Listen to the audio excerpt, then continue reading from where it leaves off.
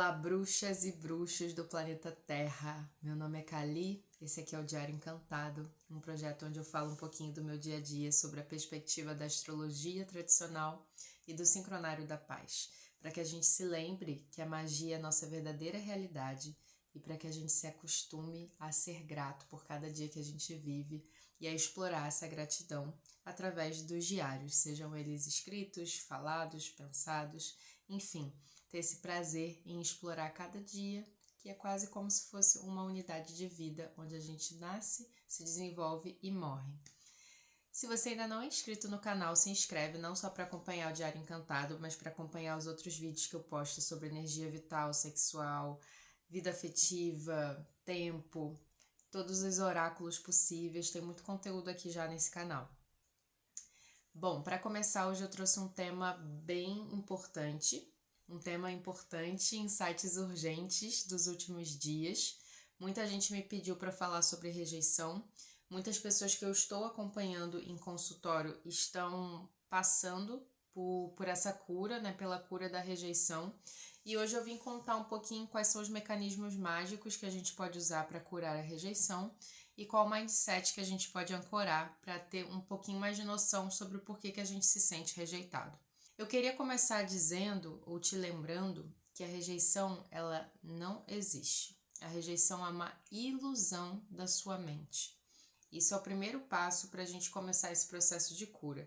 Entender que, na verdade, eu não estou me curando da rejeição em si, mas eu estou me curando da ilusão de que eu sou rejeitado por algo, por uma situação, por alguém. Enfim, a gente está querendo curar essa ilusão. Por que a gente se sente rejeitado? Aonde que nasce esse sentimento e por que ele seja talvez uma das feridas mais difíceis de vencer nessa encarnação? A rejeição, ela surge desde o momento lá da nossa fecundação até o momento de mais ou menos 2 anos da nossa vida. Ou seja, por que ela é a ferida mais difícil? Porque ela é uma ferida que é pré-verbal. É uma ferida que acontece no nosso corpo físico, emocional, etérico, energético, antes de que a gente seja capaz de expressar com palavras. Isso faz com que seja difícil acessar essa ferida através de mecanismos racionais. A psicanálise, a psicologia, todo tipo de metodologia que trabalhe somente com a fala não é capaz de olhar para a rejeição de um lugar de removê-la enquanto ilusão. Você pode aprender a elaborar, entender quais são os padrões que surgem e aprender a gerir melhor ela na sua vida, mas ela vai continuar lá. Essa é a primeira coisa sobre a rejeição, o sentimento de que eu estou ocupando um espaço que não é meu. No caso, o útero da minha mãe. Isso pode acontecer por vários fatores, mas pelo próprio processo de transformação que o corpo da mulher está vivendo e que faz com que, em algum momento, ela sinta um desconforto na gestação que é natural e mais do que esperado. E essa criança pode entender, esse feto pode entender que ele está incomodando, ocupando um espaço que não é dele, que ele não é amado o suficiente, que ele não é desejado o suficiente. Então, esse feto, esse ser que vai se desenvolvendo com essa distorção de autoimagem. Então, essa pessoa tem dificuldade de se ver como ela é, porque a mensagem que a rejeição deixa no nosso corpo é: eu não existo ou eu não mereço existir. E aí fica difícil que eu me permita ser vista e que eu me permita ver. E aí eu começo a rejeitar para não ser rejeitada. Eu corto o mal pela raiz e nem percebo que na verdade eu super rejeito as pessoas com medo de ser rejeitada. Isso tudo para você começar a entender o porquê que é uma ilusão e como a gente mesmo cocria que essa ilusão continue se repetindo através das pessoas que chegam até a nossa vida e situações e coisas. Então assim a gente vai passando, assim a gente vai vivendo com essa distorção de autoimagem, com uma sensação de não pertencimento. Pessoas que têm a ferida da rejeição costumam se sentir extremamente inadequadas socialmente e acabam super desenvolvendo, seja o lado intelectual, seja o lado espiritual, alguma coisa que a faça se sentir especial e que a faça se sentir menos humana comparada com as outras pessoas. podem ser pessoas que também são muito apaixonadas por tudo que é de outro mundo, outra galáxia, porque é uma forma de lidar com a inadequação de estar encarnado aqui nesse planeta que começou lá na barriga da mãe. Se nós funcionamos como frequências, né, eu tenho falado isso vídeo após vídeo, se nós somos frequências de onda, não faz sentido que eu queira me afinar com uma frequência que não está afinada comigo. Aquilo é um dado pronto. Mas isso não quer dizer que essa frequência esteja me rejeitando, porque nada é pessoal no universo. As coisas se afinizam por frequência. Então não existe alguma coisa que seja pessoal. Quando uma pessoa não quer falar com você, quando uma situação não dá certo para você, é porque aquela situação, aquela pessoa não estão afinadas com a sua frequência. Quando a gente bota numa estação de rádio, a 97,8, sei lá, e não toca o que está tocando na 105,1, a gente não fica pensando que aquilo é pessoal com a gente entende que a gente colocou numa determinada frequência que vai tocar aquela frequência que eu coloquei. Então é por isso que a rejeição é uma ilusão, porque na verdade eu só estou entendendo aquilo como rejeição porque eu estou ignorando o fato de que as coisas funcionam por ressonância vibracional. E aí eu estou tomando isso como algo pessoal porque eu já me sentia anteriormente inadequada, que eu não tenho lugar, que eu não pertenço, que eu não sou importante, que eu sou invisível, que eu não existo, que eu não importo. O que a gente tem que trabalhar, na verdade, é essa sensação de que eu pertenço, de que eu existo, de que eu mereço estar viva, de que eu mereço estar encarnada, de que eu tenho um propósito e que eu posso sim ocupar o meu lugar no mundo. São temas muito importantes para quem é rejeitado. Então não é trabalhando do lado externo. E aí entra uma grande armadilha das pessoas que são rejeitadas, que é querer por desafio conquistar aquilo que não tem. Seja uma pessoa, seja um emprego, seja uma viagem, seja uma situação. Então são pessoas que acabam querendo esses desafios como uma forma de validação externa para a sua própria importância, para o seu próprio valor, quando na verdade essas questões só vão ser resolvidas internamente em todas aquelas coisas que eu falei. Foi muito curioso porque dia após dia, né, de segunda, terça e quarta, eu fui ancorando esse tema sob perspectivas diferentes na minha vida. Na segunda-feira, eu questionei vários trabalhos que estavam acontecendo na minha vida naquele momento. Era um dia de guerreiro espectral amarelo, então questionar e dissolver velhos padrões. E eu senti muita necessidade de colocar limites para algumas pessoas que trabalham comigo e para algumas pessoas que se relacionam comigo.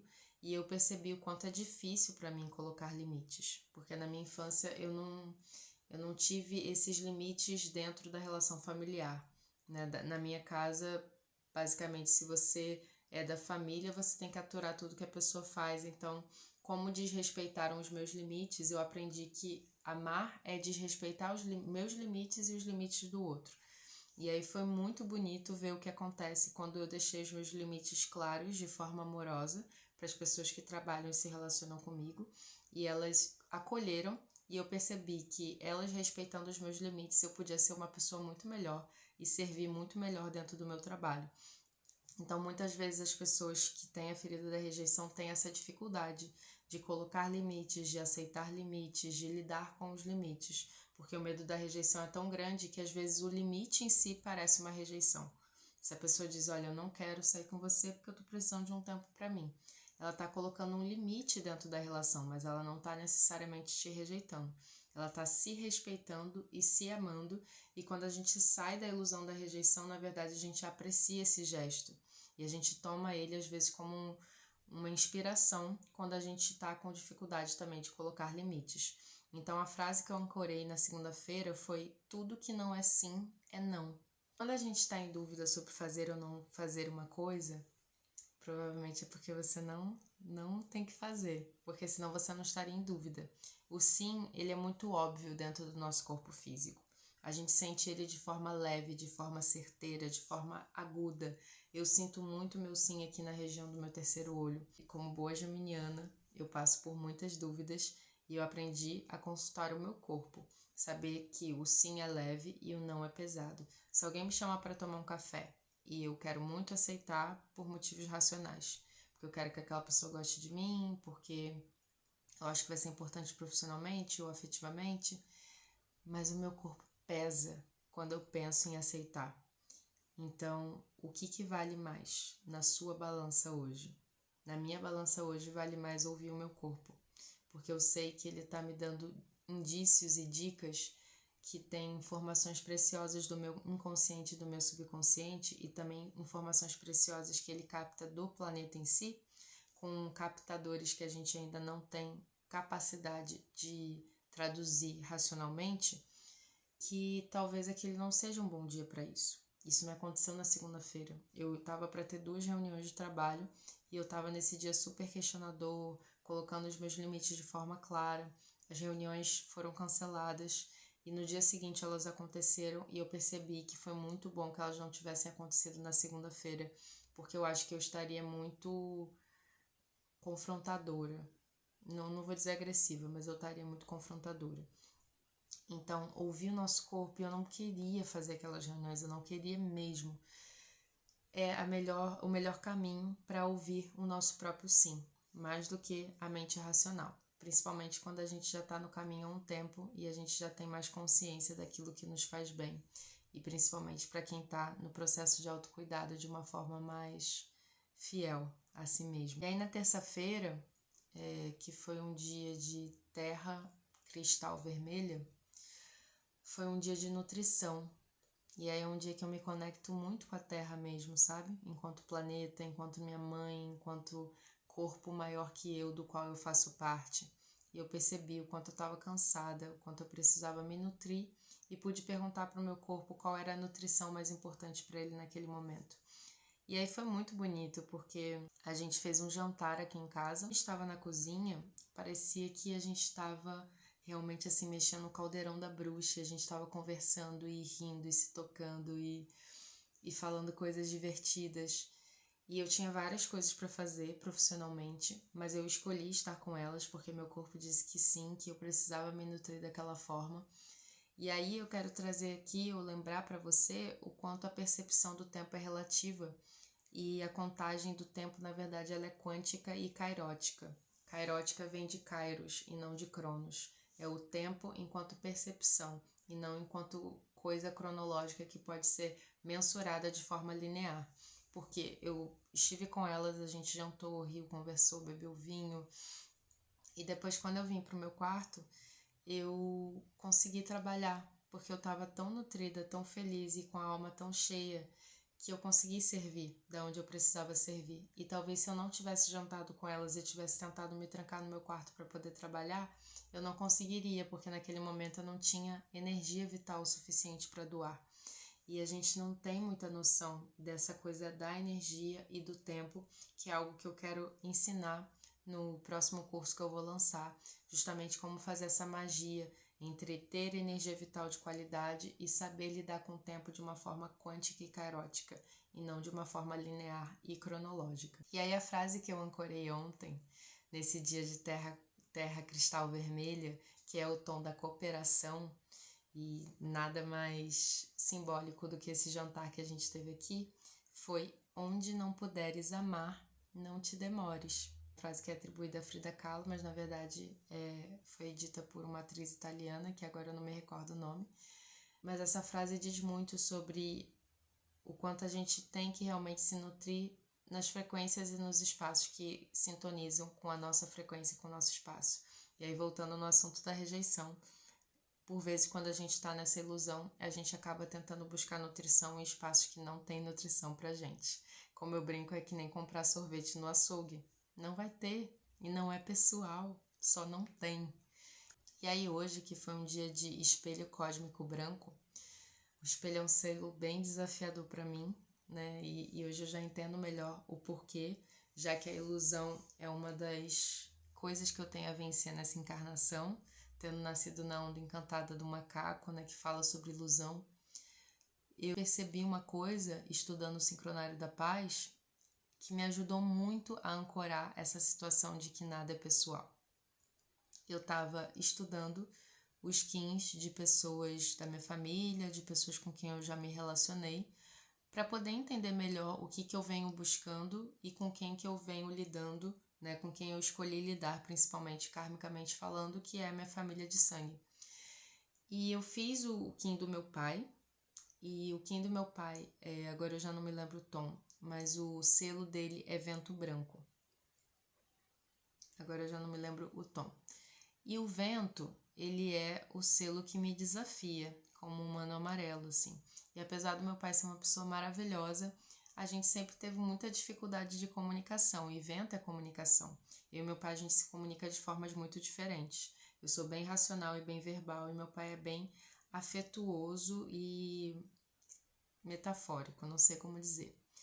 E aí, qual não foi minha surpresa nesse dia de espelho, né, que mostra pra gente todas as ilusões e todas as máscaras que precisam cair, que eu fiz o Kim, da última pessoa com quem eu namorei, assim, de uma forma mais constante.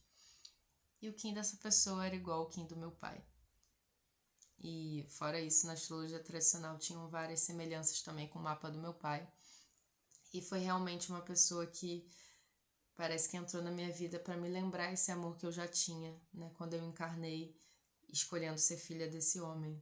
E a relação realmente me trouxe muito essa gratidão de ter nascido filha desse homem. E aí foi muito interessante ver que ele tinha o mesmo Kim do meu pai, porque eu entendi que nada é pessoal. Não é porque é ele, a pessoa fulana que se chama fulano, não sei o quê, é simplesmente porque eu atraí a mesma frequência que o meu pai para poder fazer essa cura. Então percebe que a rejeição é uma ilusão porque nada é pessoal. A gente simplesmente atrai a frequência que a gente está precisando atrair naquele momento, mesmo que seja uma frequência de fazer-nos sentir rejeitados, porque a gente já tem essa frequência dentro de nós. E para a gente sair disso, a gente primeiro tem que tomar consciência do nosso próprio valor, do nosso próprio processo, daquilo que a gente traz de bom, para que a gente aprenda a dar limites, a gente aprenda a expressar necessidades e expressar desejos. Eu vou ensinar como fazer esses 3 itens, vou falar sobre eles mais detalhadamente num próximo vídeo. A gente começa uma onda encantada da tormenta azul. Eu também vou falar um pouco sobre isso na próxima Onda Encantada. Eu estou muito feliz de ter ancorado esse projeto na Onda Encantada do Enlaçador de Mundos, transformando, me renovando e abrindo realmente espaço para uma nova fase e me mostrando também, né, que para uma pessoa que venceu a ferida da rejeição é muito importante entender sim que eu posso ocupar o meu lugar no mundo, que eu tenho valor, que eu importo e que tá tudo bem em ser como eu sou e que pessoas e situações e relacionamentos vão estar à minha volta sintonizados com a minha frequência, aquilo que faz sentido para manifestar o meu propósito nesse planeta. Obrigada para você que ficou aqui até o final do vídeo. Espero que você tenha gostado, me dê seu feedback. Lembrando também que eu sou um outro você, um Lakesh, e até o próximo vídeo.